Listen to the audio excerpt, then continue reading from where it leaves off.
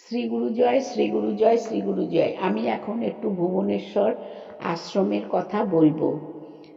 শ্রী শ্রী গুরুদেব ভুবনেশ্বর আশ্রমে আছেন, তখনও নাট মন্দির তৈরি হয়নি। শ্রী শ্রী গুরুদেব রাত্রিবেলা বিশ্রাম করছেন। রঘু নামে একজন ছেলে গুরুদেবের ঘরের সামনে শুয়ে আছে। হঠাৎ রাত তখন 3টে বাজে। গুরুদেব বললেন, রঘু, তুই আমার সাথে যাবি? রঘু বলল, হ্যাঁ, আমি যাইব। আচ্ছা, তবে আমার সঙ্গে আয়। বড় রাস্তায় গিয়ে গুরুদেব বললেন, ও রঘু, তুই আমার এই লাঠিটা ধর এবং চক্ষু বুজিয়া থাক। কিছুক্ষণ পর বলিলেন, এখন চক্ষু খোল। রঘু বলিল যে, ও বাবা, এদের কি উদয়গিরি খণ্ডগিরি আসলেন কি করে? গুরুদেব বললেন, আপনি মানুষ না অন্য কিছু?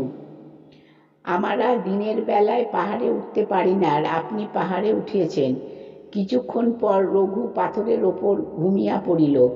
3টে হইতে 4টে, 4টে হইতে 5টা, সূর্যদেব কেবল পূব দিকে লাল হয়ে উঠেছে। এমন সময় গুরুদেব ওপর হইতে নিচে নামিয়া আসিলেন। আসিয়া রঘুকে ডাকিতেছেন, ওঠ ওঠ। রঘু উঠিল এবং বলিল, বাবা, আপনি কোথায় গিয়াছিলেন? গুরুদেব বলিলেন, সে কথা তোকে বলতে হবে নাকি? তুই আমার সঙ্গে যাবি কি না বল।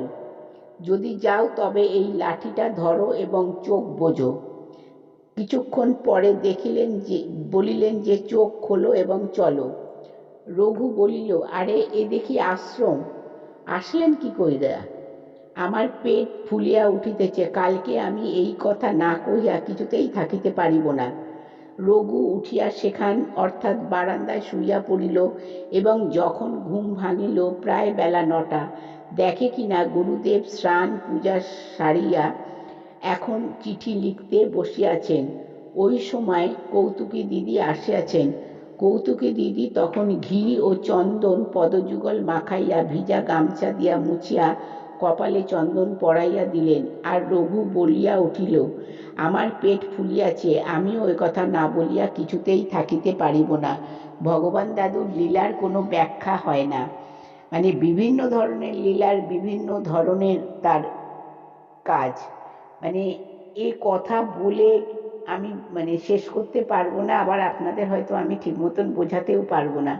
শ্রী গুরু জয়, শ্রী গুরু জয়, শ্রী গুরু জয়। আমি গুরু কথা থেকে বিশ্রাম নিলাম।